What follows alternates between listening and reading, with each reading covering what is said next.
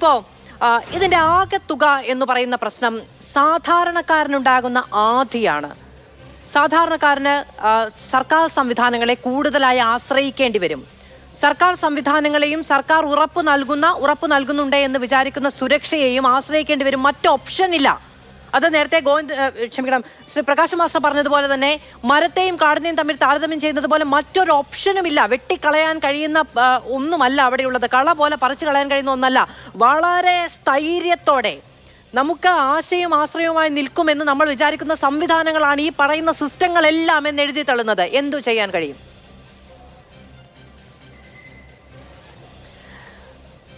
ഇവിടെ പിണറായി വിജയനിലും മാർക്സിസ്റ്റ് പാർട്ടിയിലും കേരളത്തിലെ ഒരു വിഭാഗം ജനങ്ങൾ പ്രതീക്ഷ അർപ്പിച്ചു, അല്ലെങ്കിൽ വിശ്വാസം അർപ്പിച്ചതിൻ്റെ ഫലമായിട്ടാണല്ലോ രണ്ടാമത് ഗവൺമെൻറ് അധികാരത്തിൽ വന്നത്. പക്ഷേ ഇവിടെ ആ പാർട്ടിയുടെ ഒരു മുതിർന്ന നേതാവ് തന്നെ വന്നിരുന്നിട്ട് ഇത്രയും പരിഹാസ പാത്രമാകുന്ന തരത്തിലേക്ക്, അതായത് ചാൾസ് ശോഭരാജ് ജയിൽ ചാടി, അതുപോലെ തന്നെ റിപ്പർ ജയാനന്ദൻ ചാടി, ആ ചാട്ടങ്ങളുമായി ബന്ധപ്പെടുത്തി നോക്കുമ്പോൾ ഈ ചാട്ടം അത്ര വലിയൊരു ചാട്ടമൊന്നുമല്ല എന്ന് വിവരിക്കാൻ വേണ്ടി ശ്രമിക്കുന്ന തരത്തിൽ നിന്നാണ് ഞാൻ ഈ ചർച്ച തുടങ്ങാൻ വേണ്ടി ആഗ്രഹിക്കുന്നത്. മാധു, ഞാൻ ഈ വിഷയത്തിൽ മാത്രം ഊന്നി സംസാരിക്കാം, കാരണം അത്രത്തോളം ജനങ്ങൾ കേൾക്കേണ്ടതായിട്ടുണ്ട്.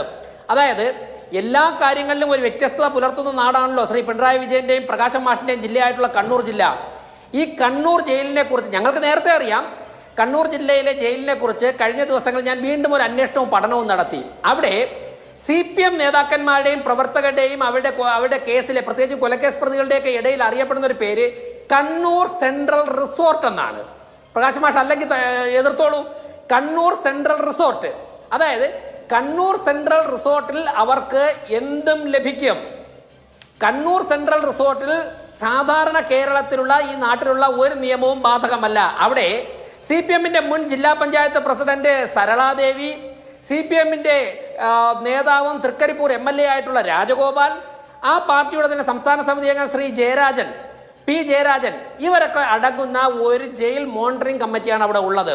അവിടെ ഒരു കേസ് അന്വേഷണത്തിന് പോയ തിരുവനന്തപുരത്തുള്ള ഒരു ക്രൈംബ്രാഞ്ച് ഉദ്യോഗസ്ഥൻ ഇന്ന് മാതൃഭൂമി ചാനലിൽ തന്നെ ഒരു ചർച്ചയിൽ പങ്കെടുത്ത് പറഞ്ഞത്, അവിടെ അദ്ദേഹം ഒരു പ്രതിയെ ചോദ്യം ചെയ്യാൻ പോയി, ജയിലിനകത്തുള്ള പ്രതിയെ. 3 ദിവസം അദ്ദേഹം അവിടെ കറങ്ങി നടന്ന് അപേക്ഷിച്ചിട്ടാണ് ജയിൽ ഉദ്യോഗസ്ഥനെ DSP ചോദ്യം ചെയ്യാൻ സാധിച്ചത്. അദ്ദേഹം പറയുന്നത്, ആ ജയിലിൽ ശിക്ഷയ്ക്ക് വിധിച്ച് കിടക്കുന്ന CPMന്റെ ഏറ്റവും മുതിർന്ന നേതാവാണ് ആ ജയിലിന്റെ സൂപ്രണ്ടന്റ് റോൾ വഹിക്കുന്നത്. ഈ ഒരു അവസ്ഥയിലേക്ക് അധപ്പതിച്ച ഒരു സിസ്റ്റമാണ് കണ്ണൂർ ജയിലിലുള്ളത്.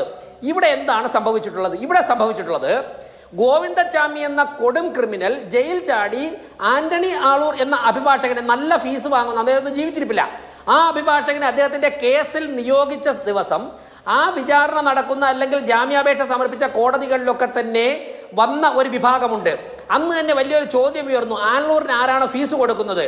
ആകാശപ്പറവകൾ എന്ന പേരിൽ കേരളത്തിന് പുറത്തുള്ള സംസ്ഥാനങ്ങളിൽ നിന്നും ചിലർ അവിടെ വന്നിരുന്നു. അവരാണ് ഗോവിന്ദച്ചാമിയെ സംരക്ഷിക്കാൻ വേണ്ടി ഇവിടെ ഇറങ്ങിയത്. ഗോവിന്ദച്ചാമി തമിഴ്നാട്ടിൽ ജനിച്ചെങ്കിലും അദ്ദേഹത്തിന്റെ മാതാപിതാക്കളുടെ മരണത്തെ തുടർന്ന് പൻവേൽ ഗ്യാങ്ങിൽപ്പെട്ട് മുംബൈയിലുമായി റെയിൽവേ സ്റ്റേഷനിലൊക്കെ കറങ്ങി നടന്ന് കൊലപാതകം പിടിച്ചുപറി നടത്തുന്ന ഗ്യാങ്ങിൽപ്പെട്ട ആളാണെന്ന് നമുക്കൊക്കെ തന്നെ അറിയാമല്ലോ. അപ്പോൾ അങ്ങനെയുള്ള ഒരു മാഫിയ സംഘത്തിന്റെ ഭാഗമായ ഗോവിന്ദച്ചാമി കേരളത്തിൽ ഒരു കേസിൽപ്പെട്ടപ്പോൾ അവർ തന്നെ കൊള്ളയും കൊലപാതകവും നടത്തുന്ന പണം ഉപയോഗിച്ചുകൊണ്ട് ജയിൽ ഉദ്യോഗസ്ഥന്മാർക്ക്, അതുപോലെ തന്നെ വലിയ വലിയ അഭിഭാഷകർക്ക്, ആർക്കൊക്കെ പണം കൊടുത്ത് അവരെ ബ്രൈബ് ചെയ്യാൻ സാധിക്കുമോ അവർക്കൊക്കെ പണം കൊടുത്ത് ഗോവിന്ദച്ചാമിയെ പുറത്തിറങ്ങാൻ ഒരു പരിശ്രമം നടത്തി. പക്ഷേ നിയമത്തിന്റെ നൂലാമാലയിൽപ്പെട്ട് ഇദ്ദേഹം ഇതിനകത്തായിപ്പോയി. ആ ദിവസം മുതൽ, Day 1 മുതൽ ഗോവിന്ദച്ചാമിയെ പുറത്തു കൊണ്ടുവരാൻ വേണ്ടി ഈ മാഫിയ സംഘങ്ങൾ പരിശ്രമം നടത്തുകയായിരുന്നു. കാരണം ഇതുപോലുള്ള പല സംഭവങ്ങൾക്ക് അവർക്ക് ഗോവിന്ദച്ചാമിയെ ആവശ്യമുണ്ട്. അയാൾ അതിനൊക്കെ തന്നെ മനക്കരുത്തുള്ള ആളാണ്. അങ്ങനെയുള്ള ഒരു കൊടും ക്രിമിനലിനെ യാതൊരു തരത്തിലുള്ള സൂക്ഷ്മ നിരീക്ഷണവും കണ്ണൂർ ജയിലിൽ നടത്തിയില്ല എന്നുള്ളതാണ് പിണറായി വിജയന്റെ ആഭ്യന്തര വകുപ്പിന്റെ സമ്പൂർണ്ണ പരാജയം. ഇവിടെ എന്താണ് ഇന്നൊക്കെ പുറത്തു വരുന്ന വാർത്ത? ഈ ഗോവിന്ദച്ചാമി അയാൾ പറയുകയാണ്, 3 വർഷം മുമ്പ് മരപ്പണിക്ക് വന്ന ഒരു ആശാരിയുടെ കയ്യിൽ നിന്ന് ഞാൻ അടിച്ചു മാറ്റിയ ഹാക്സാ ബ്ലേഡ് ഞാൻ 3 മാസം എൻ്റെ സെല്ലിൽ സൂക്ഷിച്ചിരുന്നു. മാധു, സമരത്തിന്റെ പേര് ഞാനും ജയിലിൽ കിടന്നിട്ടുണ്ട്. ജയിൽ കിടക്കുമ്പോഴേക്കും നമ്മുടെ റൂമുകളൊക്കെ തന്നെ വന്ന് പരിശോധിക്കും. ഞങ്ങൾ താമസിച്ച പറയാതിരിക്കാൻ നിർവാഹനോട് ഇല്ലാത്തതുകൊണ്ട് പറയാണ്, റൂമിലെ ടോയ്ലറ്റിന് അടപ്പില്ല. ഒന്ന് ആലോചിച്ച് നോക്ക്. അങ്ങനെയുള്ള ടോയ്ലറ്റ് ഉള്ള റൂമിലാണ് ഞാൻ കുറച്ച് ദിവസം കിടന്നിട്ടുള്ള ജയിലിൽ. അപ്പോൾ എല്ലാ ദിവസവും വന്നിട്ട് ഞങ്ങൾ രാഷ്ട്രീയ പ്രവർത്തകരായിട്ട് പോലും ഞങ്ങളുടെയൊക്കെ സെല്ലുകൾ പരിശോധിക്കുമായിരുന്നു.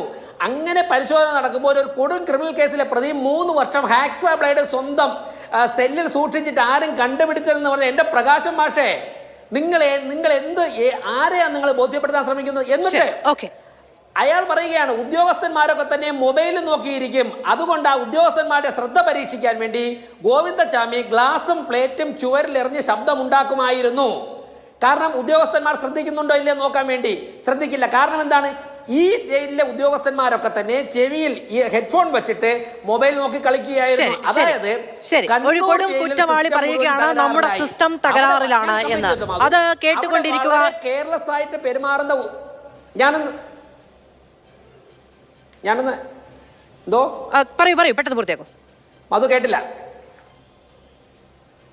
അതായത് അങ്ങനെ സിസ്റ്റം തകരാറിലായ കണ്ണൂരിലെ ജയിലിൽ അവിടുത്തെ ഉദ്യോഗസ്ഥന്മാർക്ക്, വാർഡന്മാർക്ക് പണം കൊടുത്ത് അവരെ കൈക്കലാക്കാമെന്നുള്ള വിശ്വാസം ഗോവിന്ദചാമിയെ രക്ഷിക്കാൻ ശ്രമിച്ചവർക്കുണ്ട്. ഒരു കാരണവശാലും ഒറ്റക്കയ്യൻ ഗോവിന്ദചാമി ഒറ്റയ്ക്ക് ഈ ജയിലിൽ നിന്ന് രക്ഷപ്പെടില്ല. 7 അടി 8 അടി 10 അടി പൊക്കമുള്ള 3 മതിലുകൾ ചാടിക്കടന്ന് ഒരു തുണി എറിഞ്ഞ് അദ്ദേഹം രക്ഷപ്പെടില്ല. അവിടുത്തെ സമ്പൂർണ്ണ സഹായം ലഭിച്ചിട്ടുണ്ട്. അതിന് പണം പുറത്തുനിന്ന് എത്തിയിട്ടുണ്ട്. മാർക്സിസ്റ്റ് പാർട്ടി ആഭ്യന്തര വകുപ്പ് സിസ്റ്റം തകരാറായി കണ്ണൂർ ജയിലിൽ കുത്തഴിഞ്ഞത് കൊണ്ടാണ് രക്ഷപ്പെടാൻ സാധിച്ചെന്നുള്ളത് യാതൊരു സംശയമില്ല. ഇതാണ് ബിജെപിയുടെ ഭാഗത്തു നിന്നുള്ള ആരോപണം. പക്ഷേ ഈ പറയുന്ന പോലെ ഇത്രയും വലിയ ലോബിംഗ് നടത്തിയിട്ടുണ്ട് എങ്കിൽ 4-5 മണിക്കൂറിന് ശേഷമാണ് ഇയാളെ പിടികൂടുന്നത്. അതായത് ഇയാൾ രക്ഷപ്പെട്ടു എന്നറിയുന്നതും പിടികൂടുന്നത് അടക്കമുള്ള സമയമാണ് ഞാൻ പറയുന്നത്. ഇനി അതൊരു വലിയ പ്രശ്നമാക്കി എടുക്കേണ്ടതില്ല.